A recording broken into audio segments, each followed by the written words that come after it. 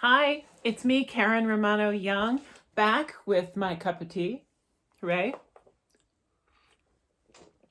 with Alice the Giraffe and some Alaskan sea stars, and another chapter of A Girl, a Raccoon, and the Midnight Moon, written by me, with gorgeous illustrations by Jessixa Bagley, published by Chronicle Kids in 2020.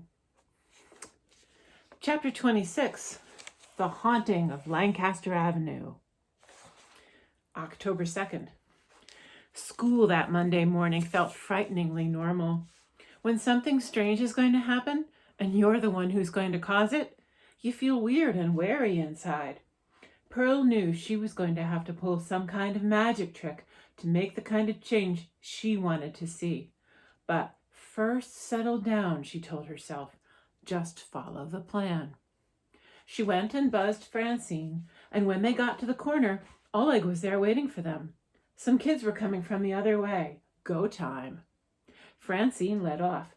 It might not be haunted the way it is in our story, but somebody's haunting it in their own way.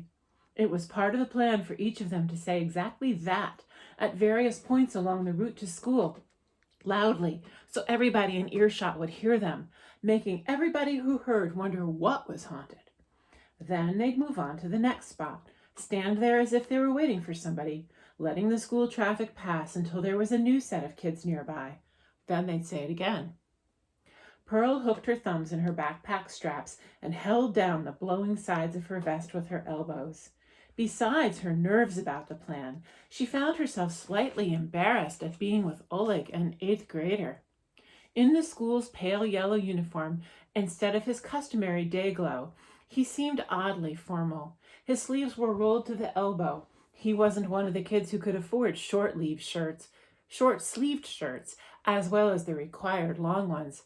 Hey, rock boy! A big round-faced boy clapped Oleg on the shoulder. Pearl recognized him as an older student from her school. What's your name? She asked the boy. Jaime, he said, surprised at her boldness. This is Pearl, said Francine, not to be outdone, and I'm Francine. Oh, yeah? Jaime recovered his poise. And this is Rock Boy, with rocks in his head, who used to live on South Street. Where are you living now? Clancy. Oleg grinned in a silly way. They all kept walking toward school. This wasn't the way Pearl had thought it would go, just talking to one person this way, but she didn't know how to fix it. I've been at Lancaster Avenue since the start of school. I'm just walking a different way today. You repeating? Jaime asked. Oleg just smiled and shrugged and said, I homeschooled all spring and summer. More time for field study. Rocks! Jaime hit himself in the head. He was being funny, Pearl realized, not mean. He liked Oleg. She cut right in with her act even though this wasn't part of the plan. Whatever works. The most incredible things have been happening on Lancaster Avenue, actually. Oh, really? Jaime said, rolling his eyes. Magical things, said Francine, chiming in. Oleg's turn. That library's haunted, you know, he said, flat as that. What library? The Lancaster Avenue Library, said Oleg. It is, Pearl said nonchalantly. Haunted. Jaime plainly thought they were bonkers. There's no such thing as ghosts. A sidebar about home. I may be 2 years old, but I'm more mature than Pearl.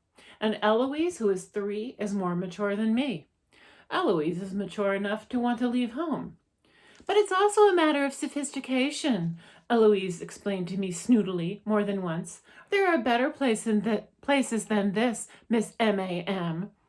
Travel all you want, I told her, but when you decide you want to come home, wouldn't it be great if you still had a home to come to? What makes you think I'd want to come back?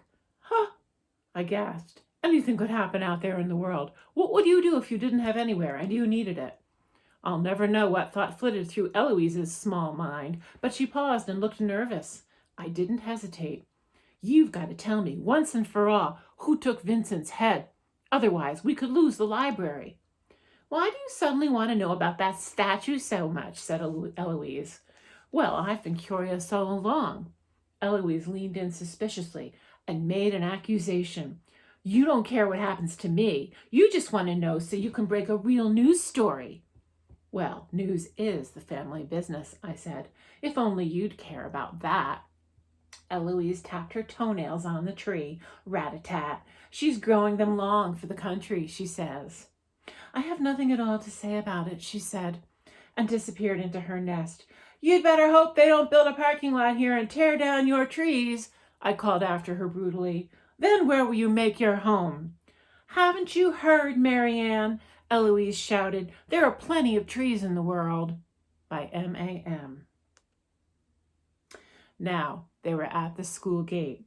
The first bell was already ringing, and Francine hustled away to her classroom. Her teacher was stricter than pearls about sitting down before the bell, while Oleg went ahead toward the 8th grade rooms. But Jaime was still right beside Pearl. He said, So are you and Rockboy, going out?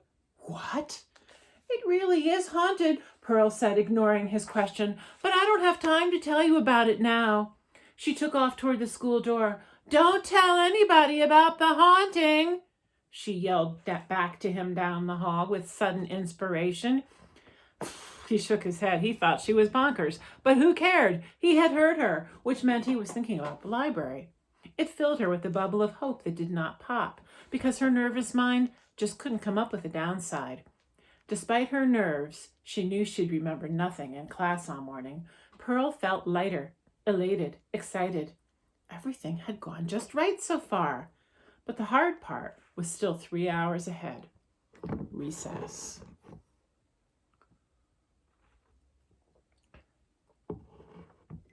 Francine stood in the schoolyard, just inside the invisible line between upper school and lower school, in Vincent's pose. Her left hand extended, open, waiting, 1 foot forward. And now she did the bravest thing of all. She closed her eyes. The closed eyes really made her look made of stone. They were not squeezed shut, just smoothly closed, and she wasn't smiling. She had Vincent's serene, still look on her face.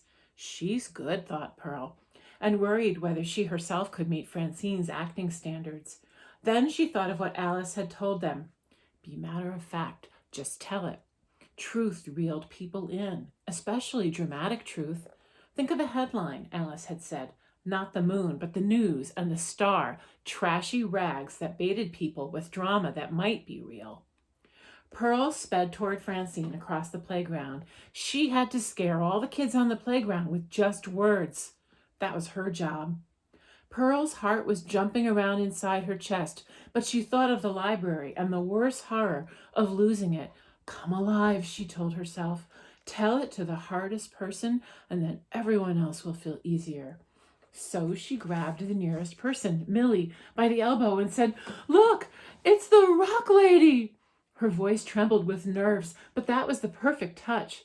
Millie's eyes widened, and Pearl leaned across her to Khadijah and Elsa.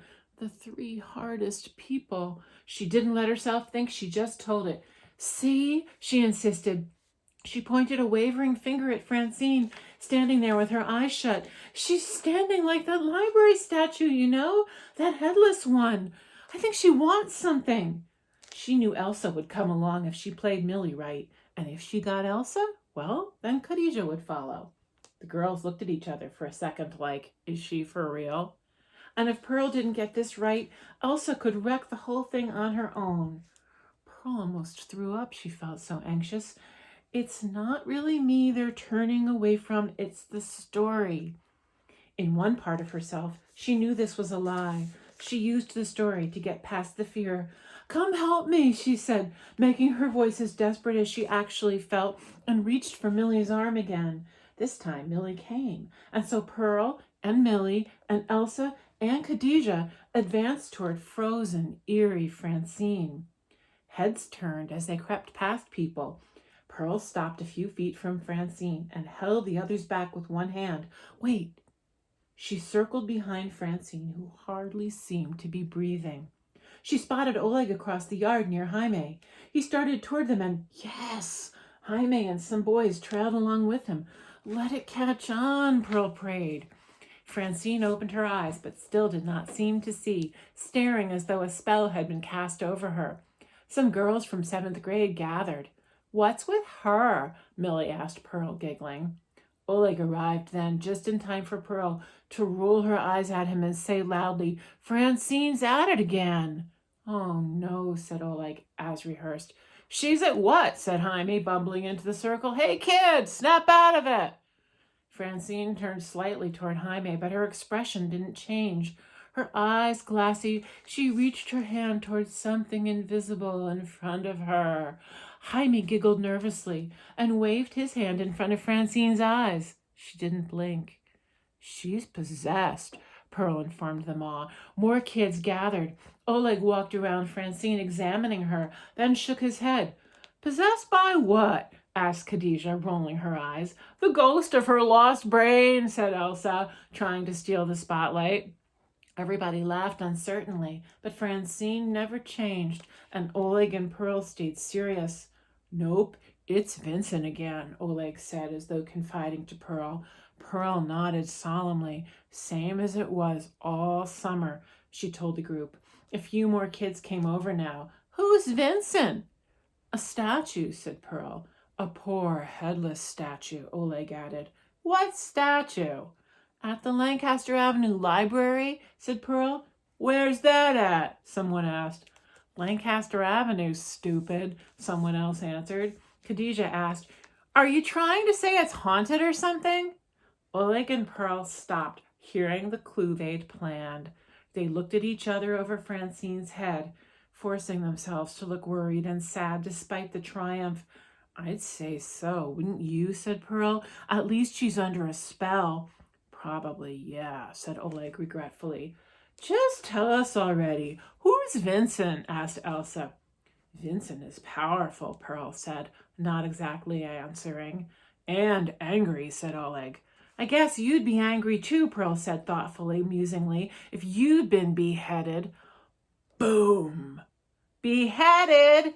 came the group response. "Who's Vincent?" Millie called out, her face full of excitement. "You really want to know?" "Sure," said Millie. Pearl told.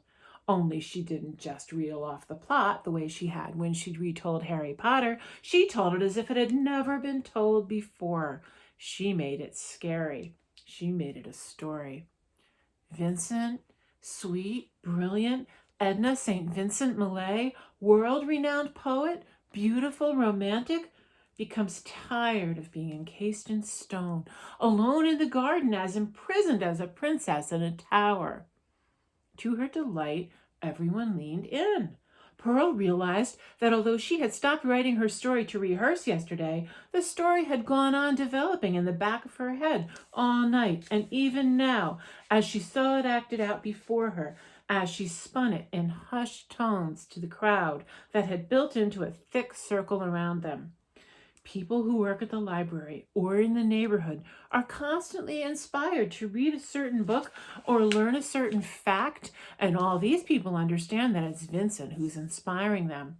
She wants people to come to her garden, Pearl's story went on, so she sends out messages to convince them.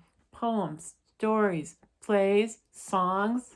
Nobody understands how she's sending the messages, but they receive them anyway. That's how people get ideas to read what they read. That's why people love Vincent. That's why people have always loved Vincent for years, decades. And then the disaster happens. Pearl let her voice slow here. "My mother and I are coming to work one summer morning, and we sense a disturbance in the garden, when suddenly—" Pearl paused. She cleared her throat. And then she let out a silent scream, making it clear from her facial expression just how anguished she had been. "I discovered the remains of our beheaded, beloved statue."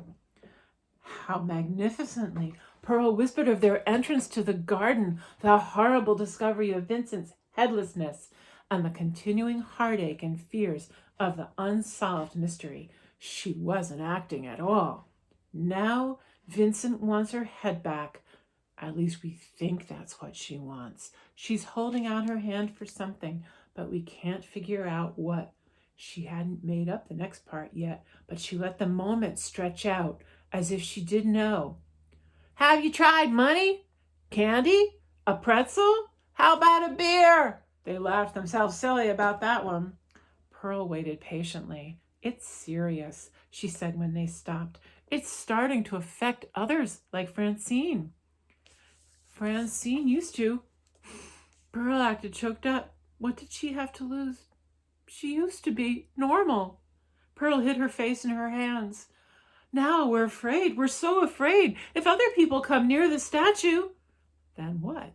She didn't know herself. But again, she didn't need to. People teetered on the edge of their own imaginings of what came next. That meant the story was working. You mean, said Khadijah. Ooh, it'll rub off, said Millie. Pearl said, the trouble is, don't you see? Would you want to be turned to stone? The spell could strike other people. And if the thief comes back, they could lose their heads too. Thanks for listening. See you tomorrow.